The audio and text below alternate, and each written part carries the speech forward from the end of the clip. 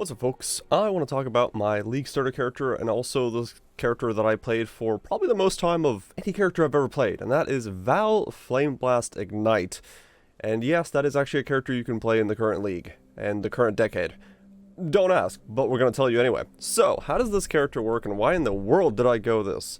Well, the main reason is that there was a node added to the patch called Defiled Forces. Defiled Forces refreshes the duration of ignites, chills, and shocks on enemies you curse. There's the key wording. The patch notes originally said non-cursed enemies you curse. They changed it after the fact to say curse, and that means you can refresh and ignite on anything that is already cursed by just recursing it. What that means is you only have to cast Vaal FlameBlast once, and then put on Arcanist brand, which will then keep doing the curses for you, and it will just keep refreshing the duration of that ignite, and you don't have to cast Vaal FlameBlast on an enemy more than once, unless they go into a phase that decides to take it off, like, Awakener, because, that's really fun. But otherwise, you can keep refreshing it, and what that means is you get to use Replica Emberwake. So the question at the top of everyone's mind is the title clickbait? No, you actually do get 35.8 million ignite DPS because you have such a fast ignite that it takes 2 seconds, and otherwise you couldn't keep it up, but because of Defiled Forces, you can keep it up. You can keep it up really well. I could do Eater of Worlds in one ignite. Uber Eater, that is. So, let's get into the main facets of the build and get the elephant out of the room. Does it map fast? No, it doesn't. I like C- clear speed characters, as someone has pointed out very cordially in my chat, and yeah, it's fine by me. I'm gonna keep it at C- clear speed. I did mess around with some other variants of it, because this variant, all you have to do is just run around flame dabbing, so you click on things, and they die, and then Barracks Respite takes care of all the prolif for you, so that's fine. There's no real issue with that. It is a fairly comfortable playstyle, but if you do want to go faster, you can go into a different version of it, which is the version I did with the Flame Dash Ignite character from a couple leagues ago, but without ashes. You don't need ashes on this variant, so you basically swap out for an enhance and a divergent flame dash, put it on stampedes, and then you can just flame dash around everywhere. That's what I was doing when I was ranking up some Sanctum runs, because I was looking for some relics, so I switched over to that variant instead, and that variant does map way quicker. It's not as safe and defensive, but if you're just looking to, rip through some Sanctums, that's definitely the play. If you're looking for the fastest clear speed, you're probably going to be going Wave of Convictions or those types of ignites, but this one is more so for Sanctums and doing bosses. So let's actually get into the build in full and talk about all the things that we're doing to make this work and what we're kind of having to do and swap and all that shenanigans. So like I said, if you wanted to map, you basically switch out the Respite for the Emberwake.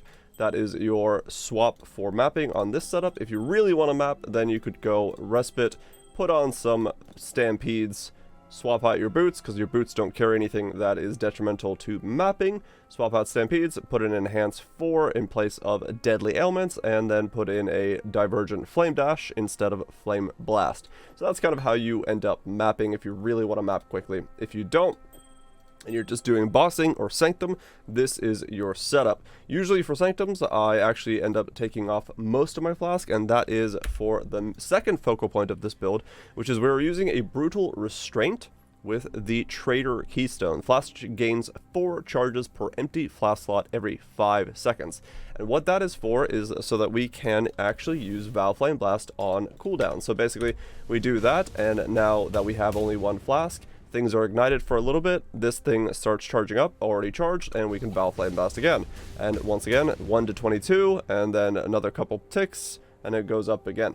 This would be very powerful if I could get the Sanctified Relic from the Sanctums for Flask generation in itself. There's a 1 to 2 and Flask charges per 3 seconds. This would really help with this, along with having a more streamlined Soul Ripper, which would then make it so that it would proc at 30 charges. I have a 39 because it was the one available, but it's good enough for me. I don't really need it to be that much better, but closer to 30 makes it more streamlined. You don't have to press it yourself. You can also use a higher one and just press it yourself. This one's just automated for my own benefit. You got your life flask, and then you got yourself either a diamond for DPSing, you've got a topaz, amethyst for just defensive mapping if you're looking to level, and then you also run maybe a topaz if you're doing Eater of Worlds, or a ruby if you're doing Searing Exarch. Those are the kind of swaps for things.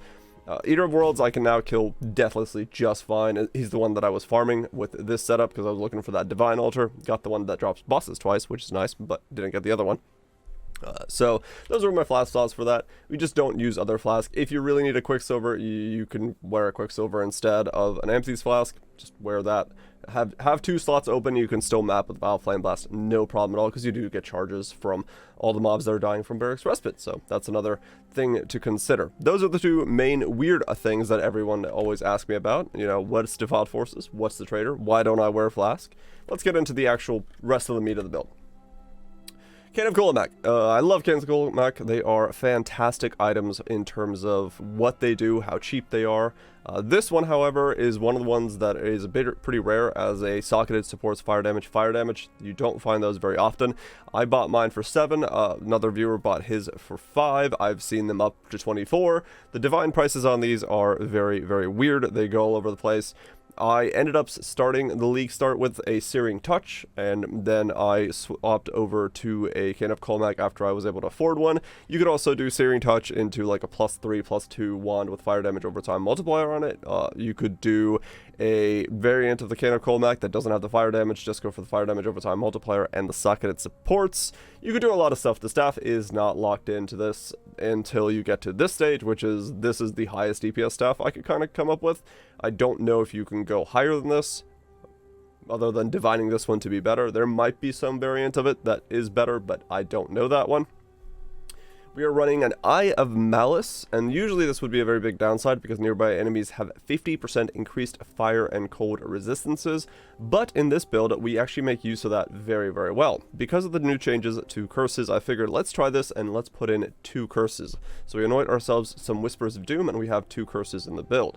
By doing that, we're able to take the curse effectiveness and scale it up a little bit more with some curse levels and curse effectiveness here, and then get ourselves 2 curses into our Arcanist brand setup, and those are the 2 curses that are then refreshing our Ignite, but they're also taking bosses down really, really low in resistances because the increased becomes increased negative. So if they're at -100, they're getting 50% more or increased negative from that 100 that they're already at, so they're going to 150 or whatever the math ends up being like. I'm right now taking most bosses down to about 147 in my setup because I have Arcanist brand that cast Elemental Weakness. Then, and the order here is important because it has a cast time of 1.5, I have an Ignite of 2 seconds. You want them to alternate very, very rapidly. Elemental Weakness, then it casts Divergent Purifying Flame. This gives me some conk ground for 5% more damage. Then it casts some Flammability, which once again refreshes that Ignite on the enemy. And then it casts Anomalous Flame Surge, which maybe scorches it. It's only a 10% Scorch. I've got Scorch on boots and Scorch on the Surge. So the most things stay Scorch because I can run around them in circles and not really care about it. But this also gives you that burning ground effect, the same that would be with Alchemist Mark, but you don't have to get a 3rd additional curse, so we went for the Flame Surge instead. And then we have Combustion, so that the Purifying Flame is giving us that -10 resistances to the whole thing. So that's why this order matters, and yes, it is in a 4 blue brass dome. I made that by using the jeweler trick of going, you know, socketed item of 2 3 2 3 2 3 3 4 4 4 4 4 5 5 5 5 5 6 6 6. It took me about 4 attempts on the 6 socket to get the last blue. You could also do it with getting 5 sockets and then going for the Varici Slam. You could do it by double corrupting this and getting an all white dome, whatever you wanted to do.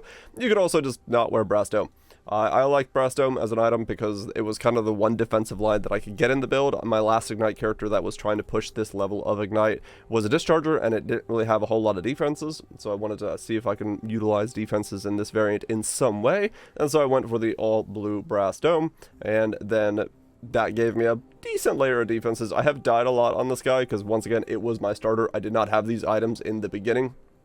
Not by a long shot, and I have been playing it for quite a while now, so I got 5 days and 22 hours on it, and for shits and giggles, let's see, we are at 260 deaths. So yeah, definitely when I switched over to the Sanctum run, I started racking up the deaths again, but between level about, I'd say, 90 and 97, I had maybe 2 or 3 deaths because I was playing actually defensively. I was playing the way that I was supposed to. That's when I was about 200 deaths into the character. I had my items, I had the chaos resistances that I needed, I was wearing a chaos resist flask, I had a bunch of regen, I had everything kind of locked up. So in the beginning it was a little rough. If you want a smoother experience, do like Wave of Conviction or something. But once you start getting everything into place, you know, you do have 1,000 regen, you have a decent chunk of armor, especially with all your flasks going. You have 3,400, you've got Molten Shell going. Just be careful of like Eater altars that do like Overwhelm, or doing minus max resistances, or just no regen maps, because I did some of those because I needed completion. You know, when you're valing maps to try to get your Atlas, sometimes you just, especially on softcore, you just YOLO it, and there was a couple deaths in there, so that's where some of that comes from. It is a fairly defensive playstyle if you kind of get into the mindset and not really worry about it, and get yourself some chaos resist. There's a lot of things that do chaos damage nowadays. So with that said, we got that going on, and I guess we should talk about the main links. It's Vaal FlameBlast. I'm looking for a 2120. I haven't gotten it yet. I've corrupted a bunch of them. They're not exactly available on the market, and I'm not probably gonna find one. But if I did, then awesome. You know, we'd have that mega DPS. I'm just that off of there. I could keep going, but I want to get the no-hit run done, so I'm on to other builds. Vaal FlameBlast, Deadly Ailments, Awakened, Empower, 4, because the Cannon of Colmac pushes up all the way to 7, insane levels of scaling, Awaken Unbound Ailments, Awaken Burning Damage, and Awaken Swift Affliction. The reason that Cannon of Colmac is so strong for this is because you get to use one gem and then so many things that are awakened or empowered, and you get that +3 to all those, so you get level 8s across the board, which is really, really powerful, especially for things like Empower, just giving you that extra juice. It is right now a 21, or I have a 29-23 Flame Blast, and I want a 30-20, which is doable if I could just get a 21-20 to happen. But since those don't naturally happen, you gotta dig one up for yourself. So, next thing, Polaric Devastation. The ring covers in Ash. You know, Ash is really good. This is an easy way to do it. They are kind of coming down in price. They've steadily decreased in their price, but they're still kind of pricey. But it is the end game slot that you just slap in there and you're good to go. You get that Ash, you get that insane boost of damage from it, and that's all there is to it. The Replica Emberwake, like I said, this is only really wearable on this build because we can refresh the duration of ignites using Defiled forces. Otherwise the ignite would be too short. You couldn't flame blast that often. You'd have to flame blast every 2 seconds. That doesn't exactly work. So by wearing the Replica Emberwake and Defiled forces, you get to use this and you get that really, really fast ignite that also does a lot of damage. Then we got ourselves the amulet. This is an amulet I just made as very basic in terms of what you need on it. You need +1/+1 damage over time. That's it. That's all I went looking for when I made it. The way you make this is you buy yourself a damage over time fracture. You click alterations on it until you get the +1 all skill gems, and then there's 2 variants you could go for to get the +1 all fire gems. But basically for what I did, I got that. I then regaled lightning damage on the suffix. I crafted on the cannot have attack modifiers, because then your suffixes are full and you have nothing else you can get on there. And once you craft that on there, you can go to your harvest and put on the final one here, add a new fire and remove another modifier from not influenced. Buy one of these, hit it, and you have a 66% chance of it not removing the +1 all and giving yourself +1 fire. There's another variant of that to make it more guaranteed. I don't remember how to do that one, but if you look at some crafting guides, I'm sure there is plenty of people who have made +2 amulets in the past. It's going to be the same formula for that.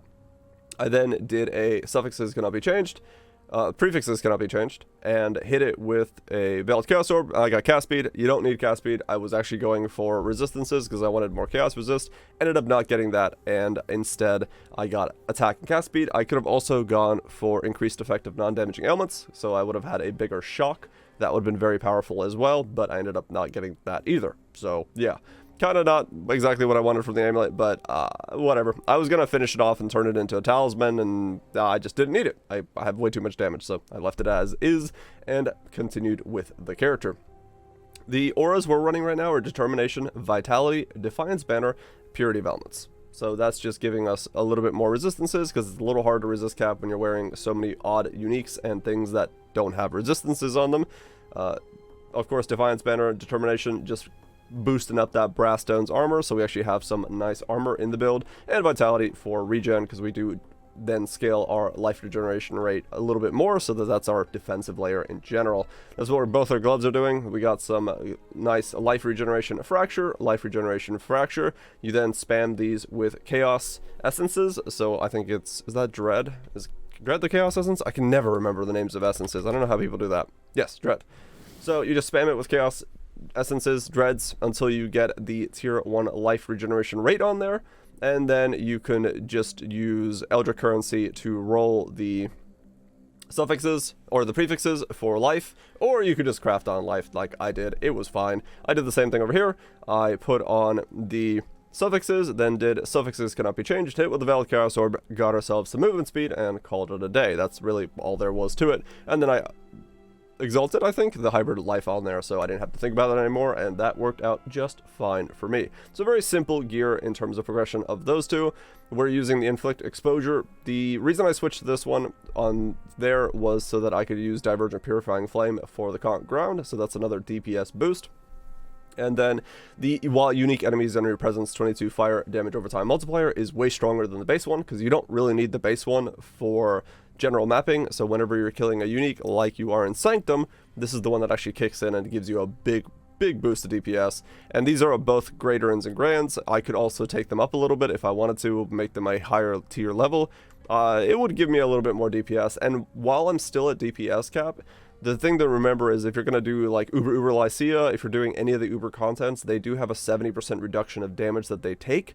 So because of that, you do actually want to be able to push even beyond that 35.8 million DPS cap that is in normal mobs, because you'll still go beyond that in Uber content. So if you really are taking this build to its absolute limit, or if you're doing it on some other setup, there is reasons to go beyond the cap.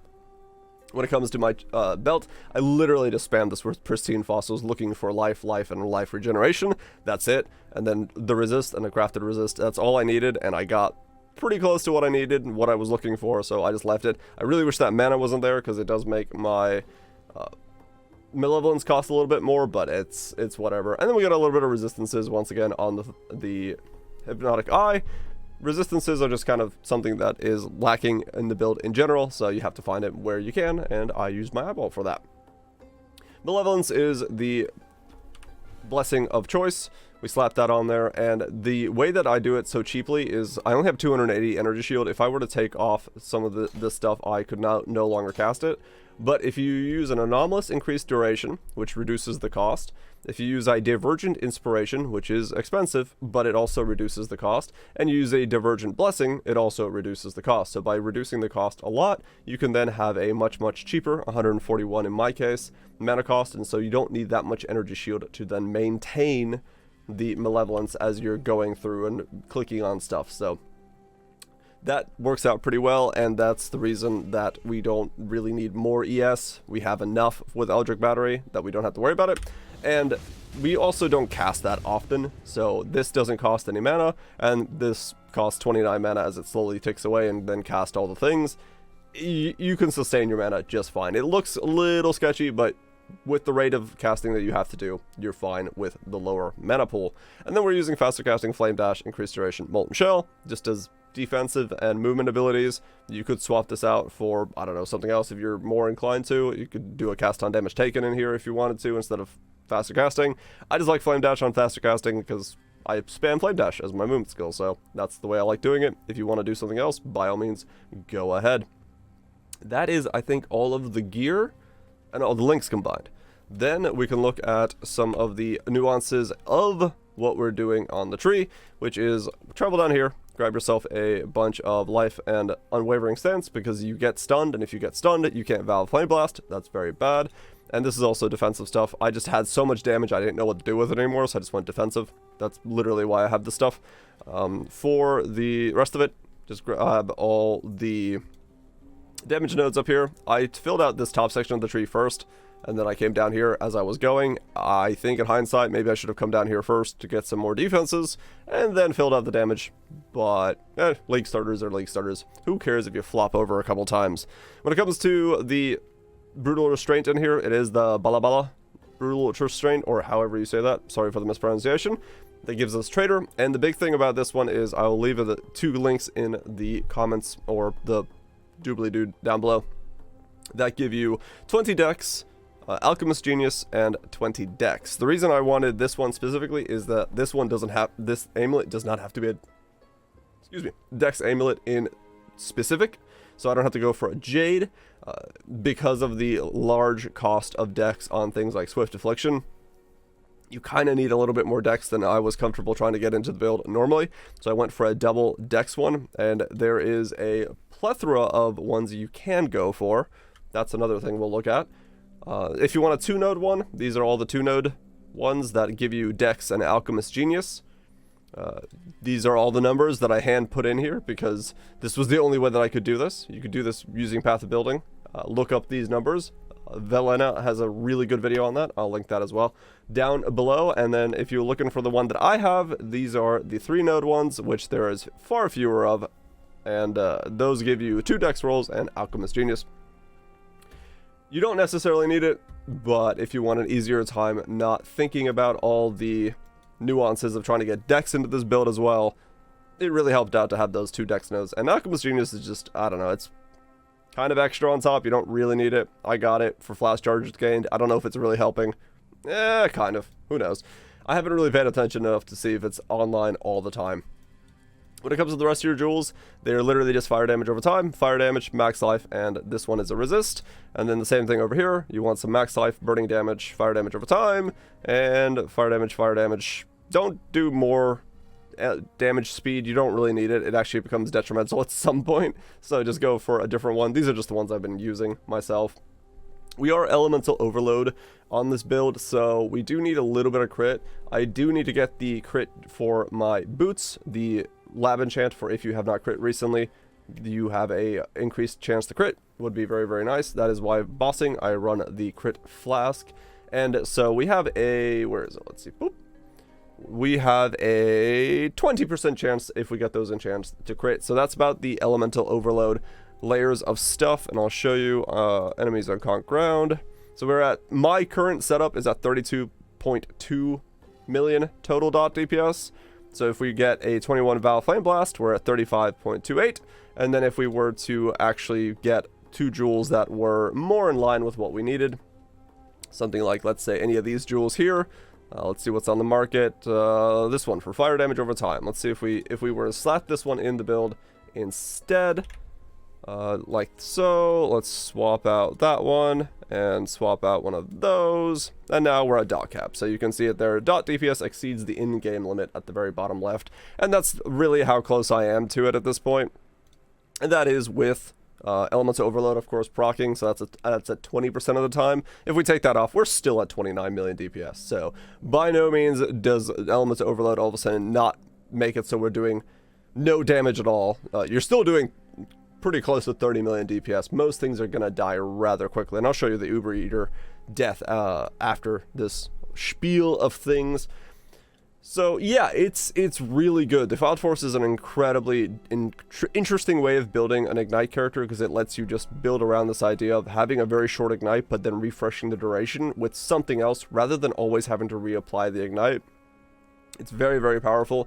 And then when you combine it with, you know, Elementalist, you got always ignite, so bam, you're always igniting. You get that big shock, you get some exposure, and you get some convergence on there for more damage. You take the enemy's resistances down super, super far. So let's see if we put ourselves on Uber Pinnacles. We're at 11 million DPS, and they currently have minus 142 fire resist. It's a lot. It's a lot, and it's very, very powerful in terms of what it's capable of doing with the Eye of Malice. And yeah, I've really enjoyed this build. I think it could work as a Wave of Conviction. Probably you could do some kind of Moss setup with it if you really wanted to. You could do, I don't know, maybe somebody can figure out how to make Incinerate work with this. For all I know, there's so many different ways that you could come up with to generate a Ignite that is very short, because Ignite duration of 2.35 seconds, but then also have something like Arcanist brand refreshing that Ignite very rapidly, and then you don't have to worry about recasting the Ignite. It's a very interesting setup. It's very powerful in that sense. What else you could do with it, I don't know. I've loved this character so much. I cannot believe I played a starter character that long. And if it had not been for me checking in Act 3 as to whether or not this whole shindig worked, I would not have ended up making this character. So for the amount of enjoyment I've gotten out of it and the amount of Sanctum runs I've done with it, I'm really happy. I've done plenty of 5-to-1s already. I've got that full of relics almost. And then I should have, where is it? Bam, I got relics here. I already did 3 sets of 5-to-1s, so I've had, I don't know, 30, 40 sanctified relics already at this point on this character alone. I've gotten very close to the no-hit. I haven't done the no-hit fully. It's a little tricky with this character, but I'm probably not going to try to do it on this guy. I got a totem guy I'm working on now. That's going to do it. But every other Sanctum run you could basically do with this guy, because all you got to do is just flame blast around a corner and things just die. It's really nice if you want to see a full run of what it looks like to do Sanctums with it. I do have one linked on the channel as well, and I'll probably post some more from the other character as well. If you have any questions, I think that covers all of it. But by all means, put them in the comment section below, or shoot me on Twitter, or, you know, ask me on Twitch. They're all working. They're all good. I'll leave you guys with the Uber Elder kill. No, not Uber Elder. Uber Eater kill. That one. Because it's probably the most difficult fight for this guy besides Awakener. Because if you get slapped once, you die. No, but not with the Topaz Flask. Anyway, that's going to be it for me. You guys have a good one. Enjoy your builds. Hopefully the league is going well for you. I know it is going really well for me, because I'm really excited about the Sanctum mechanic, and I'm just going to keep pounding away at different sets of things and hopefully get that no-hit run. I want one of those original sins, so that's the goal right now. Hopefully you enjoyed this guide build thing, and hopefully it inspired you to use some Defiled forces in your builds. It's really good stuff. Bye.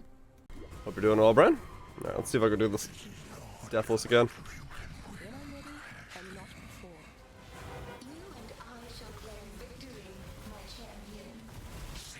Did he get hit? No, he got hit.